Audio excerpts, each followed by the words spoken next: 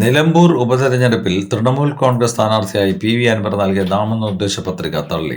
സാങ്കേതിക കാരണങ്ങളാലാണ് പത്രിക തള്ളിയത്. ഇതോടെ അൻവറിന് തൃണമൂൽ കോൺഗ്രസ് സ്ഥാനാർത്ഥിയായി മത്സരിക്കാനാവില്ല. രണ്ടാമത്തെ പത്രിക സ്വീകരിച്ചതിനാൽ സ്വതന്ത്രനായി ജനവിധി തേടാനാകും. അതേസമയം പത്രിക തള്ളിയതിൽ പുനഃപരിശോധന അദ്ദേഹം ആവശ്യപ്പെട്ടിട്ടുണ്ട്. തൃണമൂൽ കോൺഗ്രസ് സ്ഥാനാർത്ഥിയായി പി അൻവർ സമർപ്പിച്ച പത്രികയിൽ പ്രശ്നമുണ്ടെന്ന് വരണാധികാരി അറിയിച്ചു. TMC ദേശീയ പാർട്ടി അല്ലാത്തതിനാൽ നോമിനേഷനിൽ 10 പേർ ഒപ്പിടണമായിരുന്നു. അത് ചെയ്തിട്ടില്ലെന്ന് കണ്ടെത്തിയതിനെ തുടർന്നാണ് പത്രിക തള്ളിയിരിക്കുന്നത്.